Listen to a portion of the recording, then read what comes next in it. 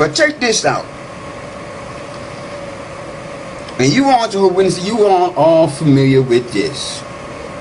You see that image? That image right there, talked about in Daniel. That image. This image, as it says, this is out of one of you. This is out of one of you all publications. I forgot. I think it's one of your newer publications. Probably, maybe out of that new Bible that you have. This is what it says. It says 8 kings revealed.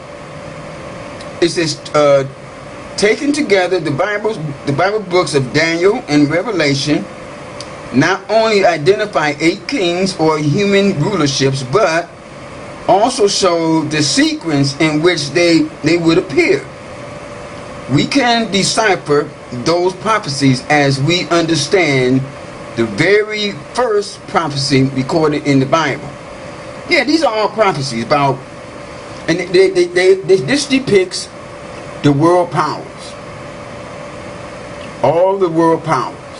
Okay? Now, this is what I want you all to understand about this. According to what you have learned in the Kingdom Halls and from your Watchtower studies and your different talks and other information, and this is true, every major world power, you have learned this. In some way or another, they have had their thumbs on the backs and the necks of God's people throughout history. Every major world power. You got Egypt. You got Egypt right here. Right here, you got Egypt. Then you have Assyria. Then you have Babylon. Then you have the Medes and Persians. Greece. And then Rome. Now, here's the thing. All of these world powers, they had their thumbs on the back of God's people. Even enslaved them. Now, you know that's to be true. And according to secular history, this is exactly what happened. God's people were enslaved in Egypt first. Then when the Egyptians were conquered and the Syrians came over and enslaved them too because of their rebelliousness. God had allowed it to them. Allowed it to happen to them. Then Babylon came and took them captive. Middle Persians did the same thing. Then Greece. Every last one of these world powers were responsible for the enslavement and the brutality inflicted on them, against God's people. Now, here's the thing. You all know that today there is in existence what you all call the 7th world power, consisting of 2 kingdoms, a dual world power, right? Right? Hello, right? Ain't that true? You got the United States and Great Britain. You all have been told and taught that the United States and Great Britain are the 7th king, the 7th world power. Okay? Now remember, every major world power in history has always enslaved and had their thumbs on the back of God's people. So now here's the question. The United States and Britain, which really basically are, they're nothing but Romans under a different kind of kingdom. Who did they enslave? Hello? Who did Great Britain and the United States enslave and scattered all over the earth? Who? Remember, every world power has always had their thumbs on the backs and the necks of God's people. Every major world power throughout history. They have beaten them and enslaved them and treated them with brutality.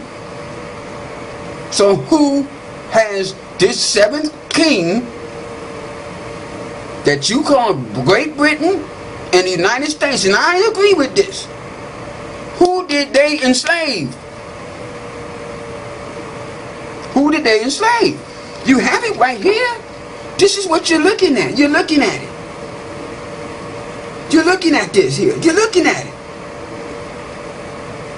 Right? I mean, now, I'm going to tell you something. I presented this same information to this Jehovah's Witness gentleman just the other day out on the street. I do talk with Jehovah's Witnesses on the street, only the ones that don't know me. Only the ones that don't know me. This particular gentleman did not know me. So I presented him with this same scenario here.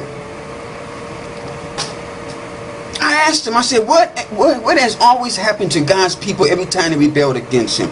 He went off into left field. I said, no, come back. He went in left field. I said, no, come back over here. Come back to home plate here. I said, what happened to God's people every time they rebelled against him? What did he allow to happen to them? I had to finish it for this brother. No doubt he probably was an elder, because he couldn't even think.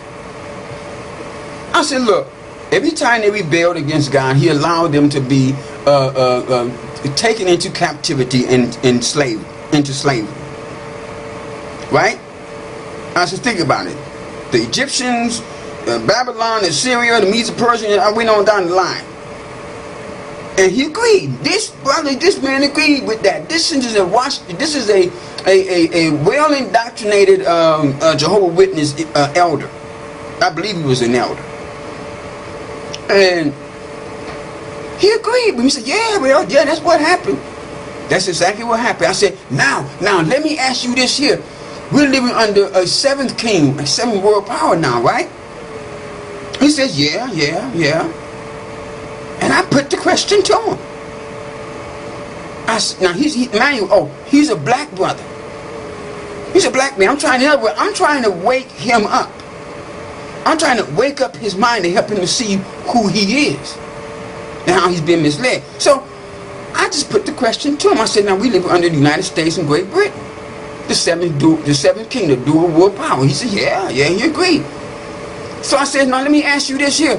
Who did the United States and Great Britain enslave and scattered all over the earth? And he said, and you know what this man did? He stood there, he kind of looked off away from me, and he says, you got a point there. But then after he said, I don't want to talk no more. The minute you Jehovah's Witnesses, you hear something, and the minute you realize that it is conflicting with, or basically is showing your belief system to be false, you don't want to talk anymore. Even though this brother said, he stood right there and said, you got a point there. But he didn't want to talk anymore. He shut me down. We went and sat down next to his wife. They're standing there with this, you know how they got their stands up now with all the literature on it. He went on and sat down next to his wife, and I looked at him and I had pity for this man. I looked and I said, brother, I'm trying to wake you up. And because I just said something that made sense to you, you don't want to talk anymore? And he says again, I don't want to talk. I'm good. I'm like, you're not good, man. You're not good. Looked like to me he wanted to dig a little deeper, find out if you're going to sit there and say, wow, you got a point there, but then you don't want to talk about it no more. Look like to me you should be wanting to investigate this. But let me not. You never know. Maybe he might have went home and thought about that. Maybe he might have let his fingers do the typing on his computer. Deciding to go outside the box and do some research that the Watchtower Society keep telling you all not to do. I'm telling you all, do the research. Do the research. You're going to discover some things, some shocking things. Then you may actually look around and you'll understand what is really going on in this world. Because you Jehovah's Witnesses, you walk around and you talk about this here spiritual paradise that you're in. You know what that spiritual paradise really is? I'm going to tell you what that so-called spiritual paradise really is that you all have, that you all may be experiencing. You know what it's called? It's called La La Land. Wake up!